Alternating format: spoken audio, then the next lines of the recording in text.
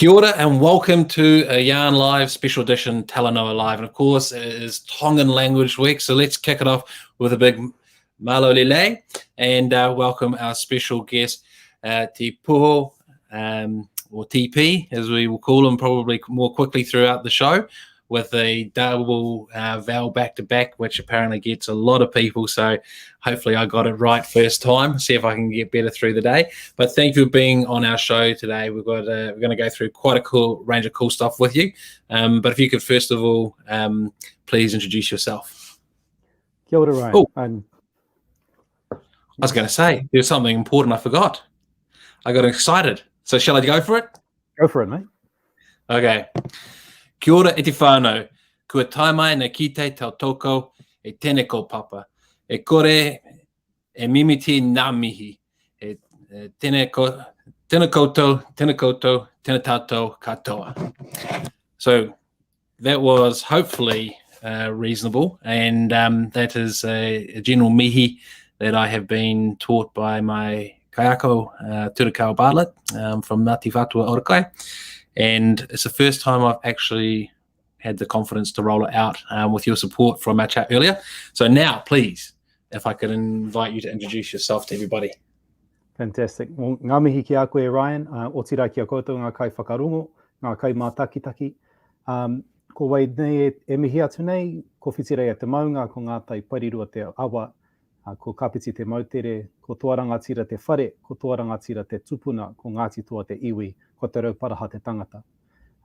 Ko tēnei, ko te Puoho Katene mihi atu nei ki a koutou, Māori ore ki a koutou i wainganui ngā pēhitanga o tēnei wā. Tēnā koutou. Kia ora everyone, my name is Te Puoho Katene. I hail from Ngāti toa, Ngāti Whātua, and Ngāti Tama. And as is custom in our way, we first give our considerations to those who have passed on. Our particular thoughts are to the whānau of the kuia who recently passed away with COVID, and also to those who are recovering in hospital, both from COVID as well as the horrible experience that we've had in Tamaki recently. Ka nui te aroha ki a koutou. And Ryan, ka huri taku whakaaro ki a koe tēnei wā, so I turn to you, my host. First, I just want to say it's great to hear you. This month is Mahuru Māori, or the month that we try to speak to Reo Māori as much as we can. And as I said before the show, effort is far more important than perfection. So I absolutely big mihi to you for putting yourself out there and giving it a go. So thanks for opening us in that way. Thank you very much. And yes, I think it was almost a year ago that I think it was a different month, but Te Wiki o Te Reo Māori. And just as that was coming to an end and I'd run through, I think, 35 interviews, I came across you and wanted to get you on, and you politely said, let's give it a little bit of breathing space, and for good reason. But before we get on to COVID, I thought, this is a great opportunity for everybody, because I feel inspired when I look at your profile of what you've done and achieved. And, as I said, I like to put the elephant on the table sometimes. So for the rangatahi who are out there thinking, oh, I can't do that, I've never seen anyone else do that. You've done so much. And I would love for you to take us through a bit of a walk of your 2 degrees, University at Stanford, the Obama Foundation, and all the steps that have led to this point today to inspire everybody, but especially a rangatahi who will think, wow, if he's done that, I can give what I want to do a go. Awesome. Well, I will start off with a disclaimer, a cultural disclaimer, in that we often stick very tightly to the saying, kaore te kumara e kōrero ki tōna reka. That is, the sweet potato speaks not of its own sweetness. So it is with some reticence that we talk about our own accomplishments. But as you say, our rangatahi can't be what they can't see. And so it is part of coming to terms with this, that it is with reluctance, but I think it's an important part to make sure that we can show people these pathways forward. So I'm born and raised in Porirua, down in Wellington, in my hometown of Takapua here, across the road from the marae. And I went to Wellington College through to Victoria University, where I studied marine biology and ecology and biodiversity, as well as Māori. Now, the reason why I went into this space was that at the time, the Māori fishery settlement had taken place, and the Māori Fisheries Act was about to come into fruition. And I always knew from 5 years old that one day my vocation would lead me to working for my people to help move to improving social outcomes for Māori. And this was the way that it manifested itself at that time. And so I spent a good 10 years working as a fisheries scientist, and then into policy and economic development and trade for this specific purpose, to help advance Māori in these kind of areas. And that took me as far as Japan. I spent a year on scholarship in Japan, studying with a large multinational fisheries company called Nippon Suisan Kaisha. And then came back here and even spent a couple of years in Parliament working as an advisor to a minister. But what I found during that time was that the appetite for change within Māoridom in those halls wasn't what I thought was needed to make that transformative jump for our people. And it was through no one's fault, but if I was to look to drive these kind of changes, I knew that sustainable change could never be given to Māori, no matter how well-meaning from the government or from another agent. That kind of change had to be grown from within us. It had to be organic to Māori, and it had to be of and for us. And if we really do pursue this idea of tiroranga tiratanga, it needs to be something that we can grasp. And my way of doing it was, I think that through economic emancipation, we can find our self-determination. Now that took me over to be exceedingly fortunate to get a Fulbright scholarship to go study at Stanford Graduate School of Business. And I did my master's over there, graduating in 2018. And since that point, I've come back and dedicated myself to impact investment and social impact through all the different hats that I wear. It also took me into occasion to be part of the Obama Foundation Leaders for the Asia Pacific, which is a group of 200 emerging leaders from around the region, looking to engage in a number of impactful spaces throughout our societies, whether that's environmental management and conservation, whether that's human rights, or in my case, Indigenous rights and economic development. And it was really a great occasion to come together and hear from some very like-minded people in a cohort of emerging leaders, because in this space it can be quite lonely.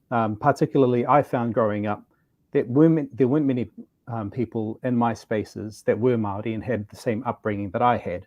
And so being able to find people of similar pathways or similar ambitions, and to be able to do it in a way that still remains authentic to who I am as someone who holds strong to my Māoritanga, was something that I think is necessary for everyone. And now, in my current role as the Executive Director for Te Pūtea Whakatupu, we invest in education and training outcomes, as well as leadership development for Māori around the country. I'm based in Gisborne, but we're a national organisation, and we work with urban Māori organisations as well as iwi around the country to make sure that we can help mobilise capital to create the future that we demand for our mokopuna, for our descendants. Brilliant. Wow, a lot in there. And as I listen to each point, I'm sort of going, yeah, wow. And I think I've got through so many of those, I'm not quite sure where to start. But one thing I wanted to maybe ask is, with the Fulbright Scholarship and the Obama Foundation, has that given you sort of like a global network of people that you're still in contact with and communicating with on some sort of regular basis related to Indigenous efforts around the world? Absolutely. And certainly, given the times that we're in, we get to share and commiserate over the existing circumstances. I mean, we've been watching Hurricane Ida go through the United States, and a bunch of my cohort went to New Orleans to spend some time there over Thanksgiving when I was studying there. So my thoughts certainly go out to the people that are going through those hardships at the moment. But I keep in pretty constant contact with my international network, And it's amazing how quickly, even though I was only in the United States for 1 year, how deep friendships you can build when you are similarly motivated towards creating, towards a kaupapa, or towards a shared purpose. And we maintain contact with the indigenous Obama Foundation leaders in Hawaii and in the Southeast Asia, as well as throughout the Pacific, because when we boil it down, it's the same issues that we face all around the world. And if we are able, in any one of our environments, to be able to make gains in terms of moving and kaupapa forward, then it would be remiss of us not to share that with other people around, because we are all in this together. And I think as long as we are doing well, everybody's doing well. Yep, absolutely, good point. And yeah, I think everyone's probably, the point that everyone is experiencing similar and going through similar changes. It won't be exactly the same, but the similarities, of course, due to the fact that it was in most part from the same cause of colonization by the British, and a couple of hundred years ago in various parts across the world. So coming to forward to today and finishing off this section before we go to the COVID part, the work that you're doing now is about enabling training across nationwide. So do you have training programs that you put through the different iwis and urban groups, or is it more about you funding and supporting them to pick and choose what's right for them? If you give people an idea of how it works, that'd be fantastic. Sure, it is a bit of a spectrum. There's a bit of, so on the grand scheme of things, in the past we have operated pretty specifically on the grants and scholarships part of the spectrum, but more and more we've moved towards trying to make sure that we can use evidence and third-party research to identify how we can be more impactful with our activities. And so we do a mixture of both. We fund our strategic partners to deliver projects that have been developed in communities by people who can maximize their impact. So we fund a literacy and numeracy program for tamariki Māori around the country. In the South Island, that's delivered by Te Pūtea o Te Waiponamu. In the North Island, that's by Whānau Order Commissioning Agency. And so that project has been about 5 years, $5 million in terms of the funding we've been putting in to drive those outcomes. And the way that we've considered it is that we've done our own research to say that we need to move 23,000 Māori from low to high skilled jobs in order to make significant gains in economic equity in this country. To do that, we need to essentially double the amount of rangatahi Māori who are leaving school with NCEA level 2 or higher. And if we can make sure that we focus on the componentry that helps them to get to that stage, the reading, the arithmetic, and then also the ability to choose and identify closely with STEM from a young age, then we can help chart people on a pathway towards greater prosperity, not just for themselves, but for their whānau and through their engagement in the community for those around them as well. We also have our own specific projects that we're developing and are delivering as well. So one of those is this idea of an associate directorship program, which we call He Tuku Tuku Koiora. And that's acknowledging that there is a large wave of Māori governance leadership that is needed as the Māori economy grows and matures. And we need to make sure that we can do that in a way that is authentic to our tikanga, but also captures the future issues and dynamics that we're going to meet. And so our project program is designed to teach both of those things, how to make tikanga-based governance decision-making, but also how to capture what the new issues are, such as climate-based risk reporting, data sovereignty, and operating in a COVID environment. Yeah. So last little bit, because we've got to get to the COVID, but this is so good, maybe we should book another session to do this in a bit more detail, because I was going to use the example, so I'm sure you'll know Kay Marie Dunn, working, I forget the name of the organisation, but they have funding to put Māori onto a Shopify course. So in my mind, I think that's so appropriate. Think of the amount of people who are doing their craft out there somewhere, whether it be teaching te reo, teaching haka, making traditional Māori items that potentially they would want to sell to the world, and the world wants to buy and consume. So having the ability to connect the dots between having them do their craft and the consumer on the other side of the world, with the Shopify course in the middle to be the conduit, that's the magic to help, in my mind, to help lift what's happening and what their scale of production now, to potentially take it global. And look, who knows? What might start off as a little craft sort of idea in the back room or the garage might turn into a global business. So never know unless they have the opportunity and know how to make that opportunity happen. So I think that's a good practical example. So now let's come back to our original topic of discussion for today, which is a future with COVID. And just to remind people, we chose the word Talanoa. It's a Pacific word that identifies across the Pacific and has a very important meaning, because it starts with listen and share with respect. And of course, out there we have a lot of keyboard warriors who are having a bit of fun with our AFQY posts and shares on Facebook predominantly. Doesn't happen so much on LinkedIn or elsewhere, but so the idea is please listen and share with respect, because everyone has a diverse view, and that's the aim, is to share and enlighten people that don't get to hear about the stuff that our different speakers will talk about. So with that, if I could ask you to share your, what we call a 5-minute focus on a future with COVID, and then we'll start looking at the bits and the detail of it. Fantastic. Well, I think the topic that we talked about previously on how to do this was this idea of an Aotearoa economy, and how COVID can potentially be this economic singularity event, a point at which the previous rules that applied to a situation are no longer able to be predictive or to be applicable in that comes afterwards. Now, my thoughts on the matter are grounded in a whakatawaki, or a proverb, and that proverb is "E rua te kumara me te pūtea, kaore he hua ona ki tua atu I te whāngai tāngata." And what that means is that money is like a kumara, in that its only value lies in its ability to sustain people. Now, the reason why I say that is, well, there is a report that's just come out called Te Ohanga Māori, which was commissioned by Reserve Bank and produced by BERL.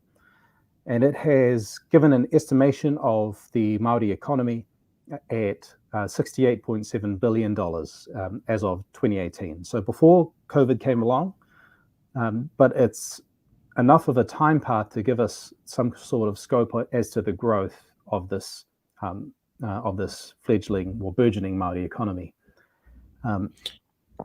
Now, could I ask, could we give some perspective if we compare the size of the Māori economy to the size of the New Zealand economy? Like 67 billion is a big number.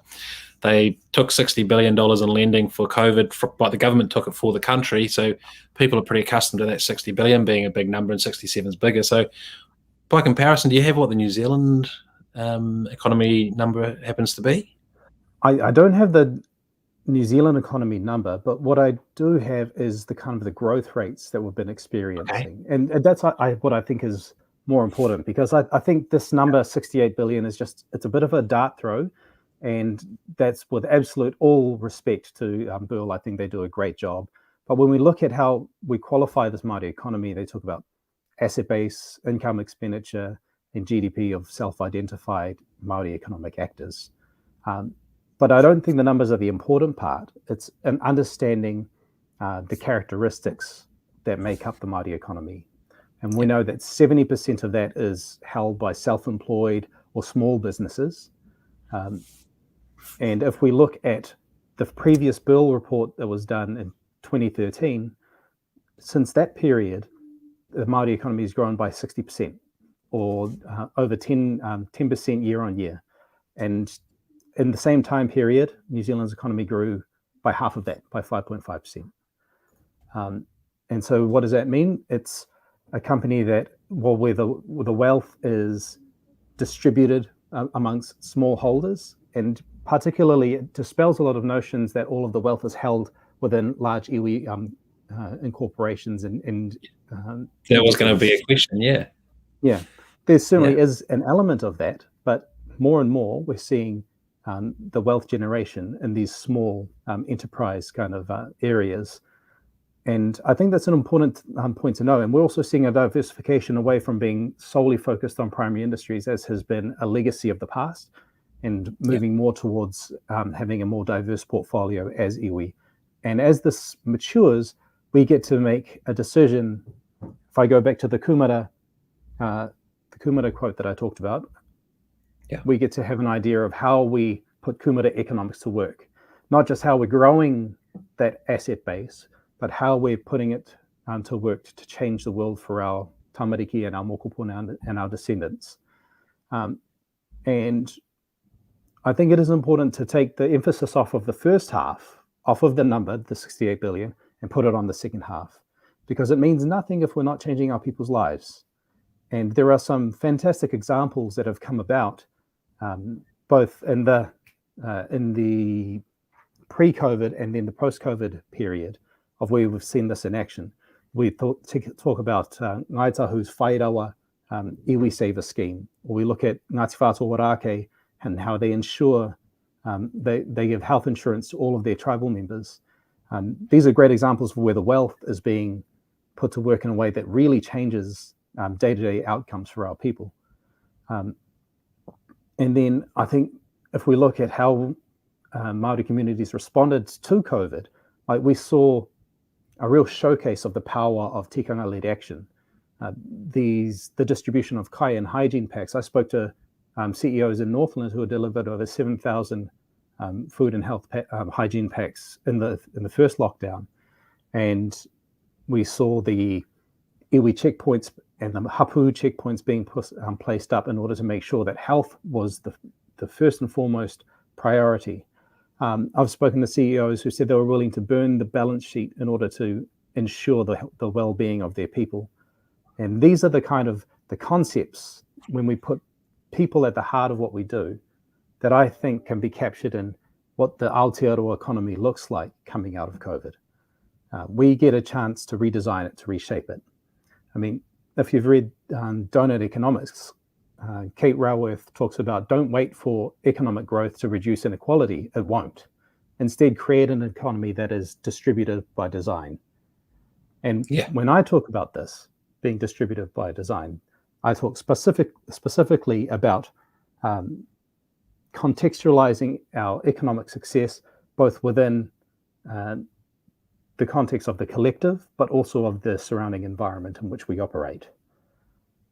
And we also have to understand what the definition is, both for us now in present day, but also how are we making mokopuna decisions or grandchildren decisions on a day-to-day basis. And when I talk about that and this intergenerational focus, I'm involved with Wakatu Incorporation. I'm one of the whānau members, and we have a 500-year business plan. So how do you reconcile, if you look at best practice finance, in saying $1 next year is worth less than $1 today? But if I'm trying to be a good ancestor, I am incentivized to earn $1 for my grandchild before $1 for myself. So how do I bring these two dichotomous mindsets together? But you know, it might seem like a struggle, but that, if we look at it, that's the way to build in resilience to the grand changes that we're facing at the moment. So how do we make mokopuna decisions, take the focus off of ourselves and off of our own day-to-day, quarter-quarter returns, and build for sustainable, holistic prosperity, not just for us, but for our descendants and for our surrounding communities as we move forward. And I think if we do this, there are some organizations throughout Aotearoa that do demonstrate this, or might be ahead of the curve, but I do not think that these issues that we're talking about are the unique space for Māori. I think these are shared values that we have, and we've had these conversations more and more. We're caring for each other and how they interact both within the economy and in society is becoming more of a hardline must-have. And this idea of making sure that our interactions with natural resources and the environment is not a zero sum for how we are shaping our economic growth. And so whilst I like to put a Maori phrase on it, that because that's my background, I think this is a concept, this Aotearoa economy, where it's inclusive, adaptive, and intergenerational in nature, can be something that we all own and that we all can agree at this point in time, that this singularity event, to say these are the rules that are going to guide us into the future, an economy that's distributive by design, that's intergenerational by design, and that cares for people first and foremost. Yeah. So much there. And I always like to, so first of all, I did look up the number for context. I know it's not important for the concept you just shared, but New Zealand economy is 193 billion. So 65. So what my aim was to be able to say, well done for achieving X percent of the New Zealand economy. That must feel good, because we're looking at about a third. Yeah, a bit under a third, roughly a third. So I just think it's a great accomplishment. There's not enough pats on the back and well dones for the well dones, but there's plenty of bad news in the news, right? So I always like to give credit where credit's due, whether that's to the All Blacks for a great win on the weekend, or to the Māori community for building a $67 billion economy within the New Zealand economy, within it. So it's not like it's $2. If it was $2, people might be like, well, what have you been doing? But 67 billion. So I think big ups, well done. And that little example I gave about Kay Marie's work, where one of the things she does is enabling Shopify training. You talk about 70% of that figure being from small business operators. How pertinent is online e-commerce training for them, or for their mates who are looking at what their mates are doing, going, how do you do that? Well, go on a training course, you'll be sweet. I oversimplify it, but the big picture stuff that I really get into, like as Pākehā, or just as a human, I have never really liked the fact that the capitalist world, people can get really rich and people can get homeless, to put it bluntly. And when you think about it, whatever it is, I always think, how could you do that to another human? How could you let that happen to another human?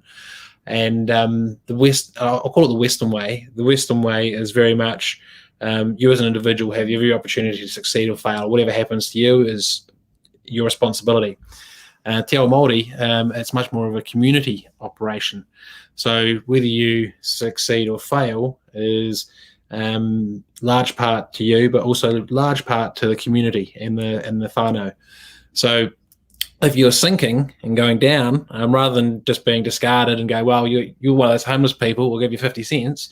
It's like, no, we'll bring you in, support you, help you, get you back on your feet, so that you can then help contribute to helping the next person who might need help, right? So that some pretty old sayings, I guess, of profit over people or people over profit. I think quite clearly people over profit is the way, and your whakatauki around the sweet potato is only there to sustain the people is a beautiful way of putting it.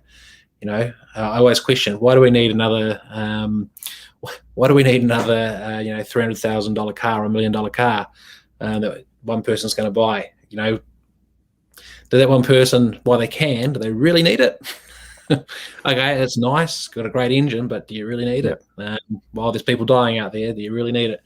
And I get a bit of flack for that, because people always say, "Well, people always attack the rich. They should be congratulating the rich." It's like, well, everyone has a different opinion, but I'll stop there, because I could go on, and this is your show today. So, some really great views, and I guess what's the next step? Like, how do we get the Te Ao Māori approach more widespread across Aotearoa? How do we get that adoption? Well, I think we had a really good example of that model being taken up by the general community. If we look at the Te Tauihu intergenerational strategy, now it was a process that was run. It was led by Wakatu Incorporation, but it had buy-in from everyone throughout the community. So the councils were on board, local businesses were on board, and they ran, very similar to this session, they ran a number of different panels talking about what's important and what do things mean in terms of different pertinent issues, both now and into the future. And it was a way to take a concept that is pretty abstract if you're not used to thinking in intergenerational terms, and applying to what it means for you on your day-to-day decision making. And I think that's the key part, is that how do we take the time, and we don't brandish people who don't think in these terms as being selfish. That's not the case at all. It's just how do we open up and give them the space to go into an area where they can start capturing the potential of what changing this thinking looks like. And when people are given the time and the respect to move in that space themselves authentically, then they absolutely own it and take it forward on their own volition. And that's always been such a much more effective way than dragging people kicking and screaming into a future that they don't inherently understand or want. And so it's a bit of a hurry up and wait approach, but you need to bring people along the way. And I remember Rachel Tulele, one of my mentors, she told me, a leader takes someone to a horizon they can't yet see. And this is a bit of that. We can't necessarily, I don't know what the world's going to look like in 200 years' time when we're planning for. But I know that the values and the principles that I am instilling now within my whānau, within our businesses, they came from 200 years prior to me. And they haven't changed over that time period, and they won't change in 200 years' time. Now, if those descendants can still maintain the same values that helped our people traverse the Pacific Ocean, that helped us traverse COVID and global financial crises, they'll help them in their situations that require resilience in the future, even though the dynamic of that context will change. So you write your values in pen and your strategies and tactics in pencil. And we'll write the pen now because it's what was written for us previously. And the pencil is up for our future generations to decide and how they react to that. I like that. Write the values in pen and the strategies and tactics in pencil. It's a really nice way of, I've not heard that before, and it makes complete sense.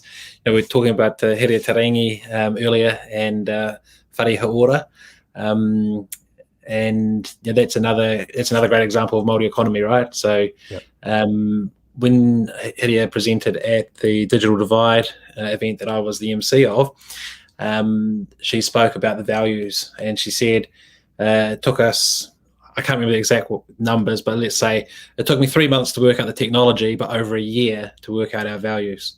And when I heard that, I kind of thought, hey, what? Get a workshop together, get it banged out in a couple of days. What does it take a year for? The irony might be in the fact that in my 13 years of operation of AFQY, I've never actually settled on my values, because I put something down and then I think it's not meaningful enough, and I've never actually done the work on it. But when I reflect back now, I go, yeah, actually, that's probably quite good sense. And, again, reflects on the values and pen and strategy and tactics and pencil. So we did have a point here from Paul while I was speaking. I was popping up on screen. You probably better positioned to answer it than I am. But capitalism has many strengths, as it does have weaknesses. And my short one is that yes, and I try not to put labels like capitalism, socialism, or anything on it, because we could be talking about something that's like a concertina, this idea that's like this, and people put a finite label on it, and then no one listens to it, right? But in terms of capitalism, what strengths might you share that are things that do weave from capitalism into what you are looking to achieve? Well, look, I think that one of the messages that I try to get across is that it's a completely arbitrary demarcation between capitalism, between economic pursuit and social pursuit for Māoridom. So when my ancestor Parore Te Awha signed the Declaration of Independence in 1835, that was both something that was to drive the social progress of his iwi, but also the economic development of their people, because that enabled them to trade internationally. Because they were trading in Sydney at that point, but they needed an international flag in order to be let into the ports. And so they saw that as an opportunity to do both, to establish a nation that was recognized internationally, but also to pursue these economic lofty goals. And it was never something that was separated.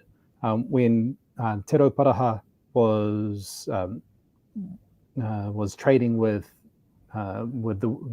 the whalers and fishing vessels in the Cook Strait, all of that economic activity was designed to feed and sustain his people. And there's accounts previously of chiefs of economically wealthy tribes. They didn't have any significant increase in their personal wealth as, say, anyone else in their tribe. But all that happened, the lake level didn't rise.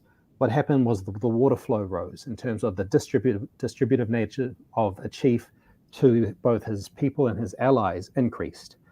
And so while yes, I absolutely agree that capitalism has a set of rules established by the market in order to drive how we pursue economic gain today.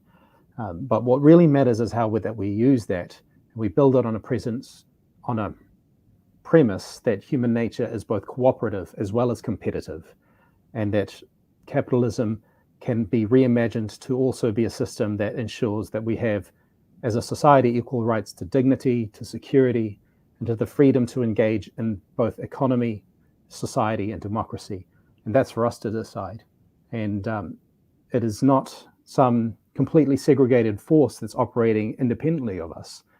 I mean, markets have always been subject to the will and the rules that are set by the legislators and by the business minds of the day. So it is up to us to decide how that serves us, not how we serve it. Yeah. I love the old saying, culture eats strategy for breakfast. And I don't know if there is a similar whakatauki that relates to the same meaning. But, you think about, you can put all these rules and regulations in place, but people will still do what they need to do. And a really extreme case of that is, say, a black market, or or gangs. Gangs exist to support a group of people. They support each other where they weren't supported anywhere else, and take aside the, I guess, stereotype and expectation of all the illegal stuff that goes with the word gang, but the stuff that's there is the fact that they support each other when no one else does. So yeah, some really great points and interesting points. We've just sort of gone over a little bit of time, which is okay by me. You might be having your next meeting or catching up with the International Obama Federation crew, or helping somewhere in Gisborne or around the country with helping Māori rise up into a great position.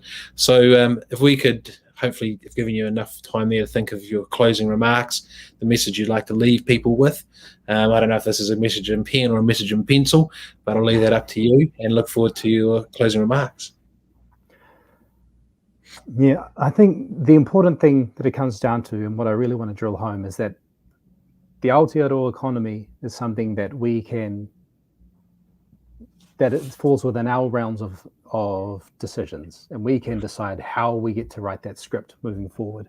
And it is not going to be one group in society that dictates how everyone else moves forward. It's an opportunity for us to come together in a way that we never have in our country's short history. I think the last time that we've had such unanimity in direction and decision was during the World Wars. And I think this is a chance where we get to stop and we get to reflect on ourselves and how things have changed and how the dynamics of our society have changed over this period, and decide what really matters to us the most. And whilst we have some people who have more fully formed whakaaro or ideas of what that looks like within their own cultural characteristics, it's a time that we can share and embed them in the fabric of our economy moving forward. And it's a time for us to do that in a way that we can all decide what it means for us individually. What does making a mokopuna decision mean for an immigrant versus a fifth generation Pākehā New Zealander versus, say, a 27th generation descendant of Tainu Waka like I am? These are the same conversations happening on the tapestry of human interaction in Aotearoa. And we need to understand that it is a tapestry, and then we're not separate threads operating in an ether. And how tightly woven that tapestry is completely within our own determination at this point. And so I'm very optimistic, despite the effect of COVID on both New Zealand and the globe, despite the impending shift in climate change. I think we've never seen a point in time that we have been as we've had the potential to unite like we do now, and potential to take that unity of optimism and thought and drive it towards positive outcomes for our entire country. So I'm looking forward to seeing when that future comes to be, and my children and their children get to enjoy the fruits of that prosperity. Beautiful. Tahua. So some amazing thoughts in there. I'm going to have to replay this back and take them one by one, but the big consensus I get there is around, or the big thought I'm getting there is around the Aotearoa economy and the potential for us to unite.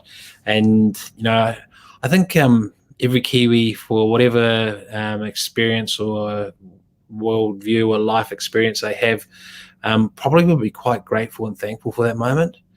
And so I wonder what it would take to get every Kiwi to work towards uniting and working together in some form of kindness.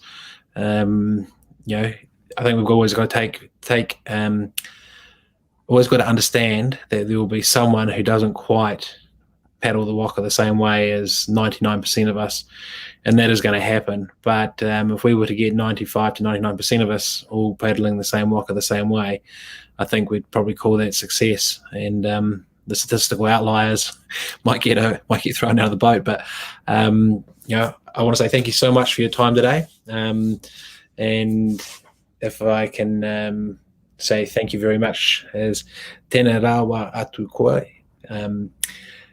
Thank you very much. And that you get on with your day, and look forward to everyone's involvement and discussion around this korero. Thank you very much once again. Tēnā koe, Ryan. Tēnā koutou katoa. Kia ora. Kia ora.